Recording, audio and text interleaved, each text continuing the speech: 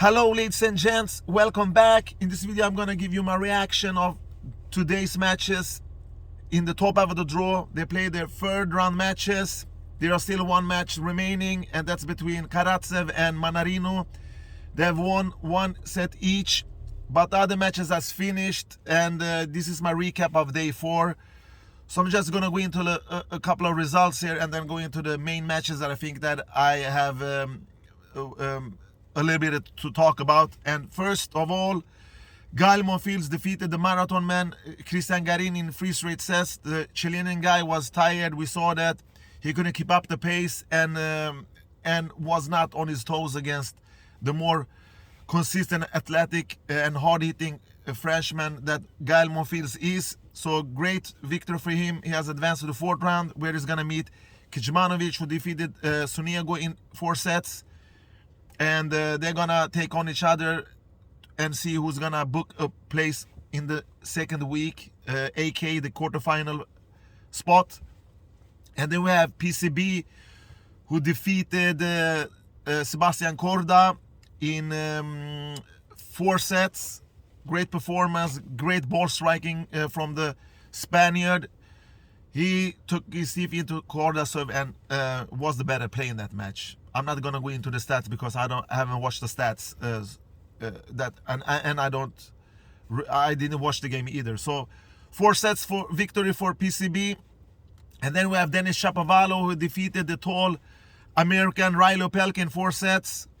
He won 83% behind his first serve and 60% behind his second serve, and did 39 winners and only 33 unforced errors.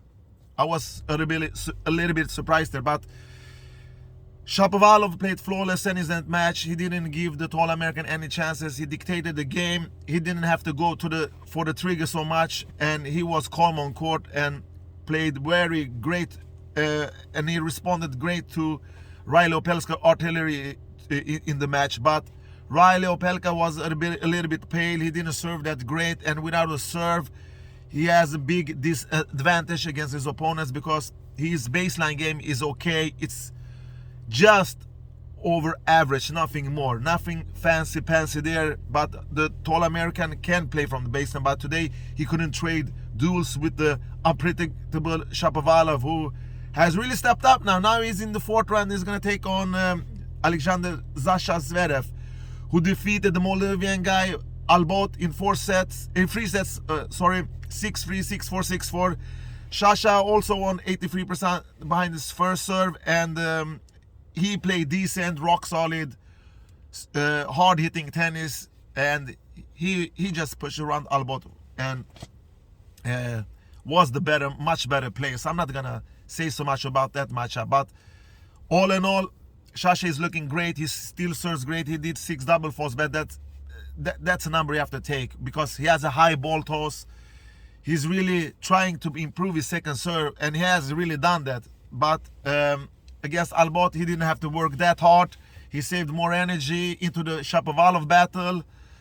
So he's gonna take on Shapovalov, a guy that they met 6 times. He's up 4-2. And Berrettini is another guy that won. He won that super tiebreak drama against the young El Toro, like I call him now, Carlos Alcaraz, the young El Toro. I actually have Berrettini as a semi-final candidate, but to be honest, when I watch Alcaraz play, I actually root for him a little bit because he has a huge game. He reminds me, actually, I think that he's an hybrid player between Djokovic and Roger Federer, with that huge cross-court forehand, with that all-round movement that he has, is similar to Novak Djokovic.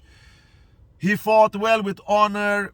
It went to a decisive set. He could have ended it in his favor, but Berrettini was a better player in the clutch moments. He was the more big point player. He was the better player when the pressure point was under play. And we saw that Alcaraz was a little bit nervous. It reminded me of that match against Moutet at Paris Indoor Masters, where it was up 5-0, but lost somehow to Hugo Gaston there. And it was mentally strong by Berrettini to come back, because after he took the first 2 sets, I think maybe Alcaraz would take a set, and then it went to a decider. He almost injured himself in the beginning of the 5th set, Berrettini, but managed to come back, and that's a huge performance by him. So what can I say about Carlos Alcaraz? That cross-court forehand, that solid backhand. His first serve is great. He has improved that, and he has started to improve his second serve also. That's a section he has to improve a little bit more better. His movement is amazing. He is just so fluid on his feet. His shot tolerance is also a great thing that he has to that he can take out when he wants.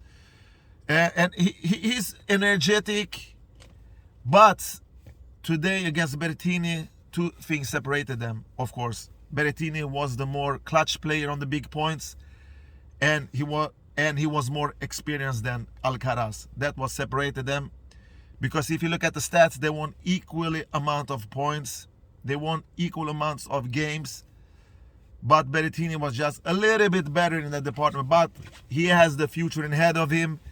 Don't be surprised if Alcaraz, who will be the next big thing, will collect a couple of Grand Slam in a couple of years. Don't be surprised, because he has that all-round game. He has that modern tennis skills that is necessary, and he was almost taking out Berrettini today. He will get more chances in the future, of course. He's still young. He's only 18 years old. Don't forget that he's starting to mature a little bit by bit, and he's starting to improve his game also. He has been he plays better than I saw him last time, and that was the next gen final. So Alcaraz, the young El Toro, did a great performance, even though he crashed out in the 3rd round against Berrettini, who converted 3 out of 8 break points in this match. He won only 26% behind Carlos' first serve and 29 behind his second serve. And all in all, he's look, guys. Berrettini, what kind of player is he? He's a first 3-point player. He's a 3-point player. Serve, then the ball gets back to him, and then he try to execute it. He's one of the best players in the world, the first 3 points. But if you can take him into longer rallies, 5+ points, then you can actually take him out. He's vulnerable when he plays that, and he's very one-dimensional. He always tries to go around and hit with his forehand. Today his movement wasn't that great, even though it worked in the first 2 sets. That he was the clutch play in those 2 tie breaks. That's what made him win this match. But all in all, overall, if you look at the big picture here, Berrettini's backhand is still weak. His returns are still very weak for a top 10 players. His slice backhand and when he tries to aim for backhand down line is very weak, in my opinion. He has the worst backhand of the top 10 players. So he had some trouble to judging points and when to go for the trigger, when to move around and hit with his forehand. And he, in my opinion, he's sliced too much in this match, and he's so how do you say, the first 3 points are very crucial for him when he serves. He's depending on that 3-point shot. And if you can put the ball in play like Alcaraz did, if you have a great baseline game, you can touch Berrettini. But like I said, Berrettini's offensive skills are one of the best on tour. His forehand, his brave heart that because he's trying to execute the points. He's trying to play first strike tennis like Roger Federer, but with a weaker backhand, with a weaker slice, with a weaker second serve.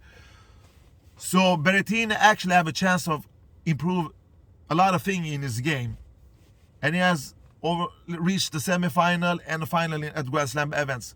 He can reach deep here. I have him as a semi-final candidate. In the next round, he's gonna take on PCB, Pablo Carreno Busta, a guy that has less weapon than Alcaraz, a guy that he should take out, but PCB is a solid player. He can actually play smart. He's more experienced. So I think that Berrettini will have another tough test against PCB. Today he won 78% behind his first serves and 44% behind second serve. He did 39 winners and 48 unforced errors. So Alcaraz really aimed for his weaker spot, and that was his backhand.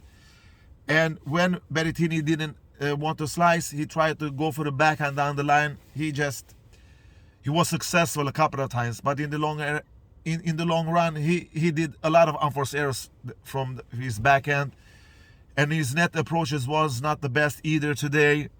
Alcaraz got him where he wanted. So to be honest, Berrettini survived barely in this match, and he can only play better than this. I hope he's not that fall in the fifth set doesn't affect his game. So he's up against PCB, and recently Nadal's match against Khachanov ended. I thought that this was gonna be an easy beatdown for Rafael Nadal, like he always does in the first week at the Grand Slams. He won the first two sets very comfortable, 6-3, 6-2, and I thought to myself, what kind of player is this Khachanov? He doesn't have any weapons. His service okay, but not better than average. His forehand is okay. Terrible backhand, terrible returns, terrible movement. And I thought that Rafa is gonna end this very quickly in the third set. But Khachanov broke Nadal and won the third set 6-3. And I just thought to myself, what did Rafael Nadal do? He did a little bit more unforced errors, and the Russian got a little more braver. He didn't stand back from the back of the baseline so much. He stepped into the court and tried to just go more offensive, and that paid out. But in the fourth set, Nadal took his teeth immediately on after his first service break, and took the teeth directly into Khachanov's serve and broke his lame serve 2 or 3 times. I think it was twice.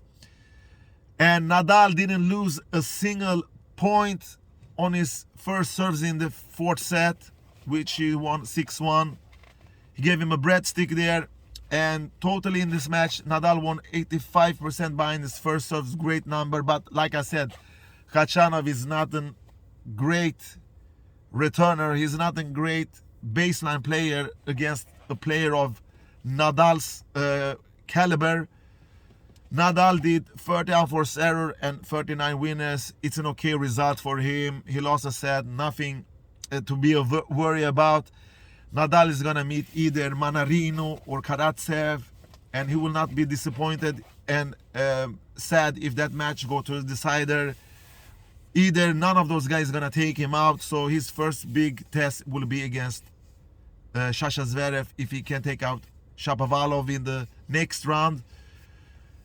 All in all, great performance by the young El Toro.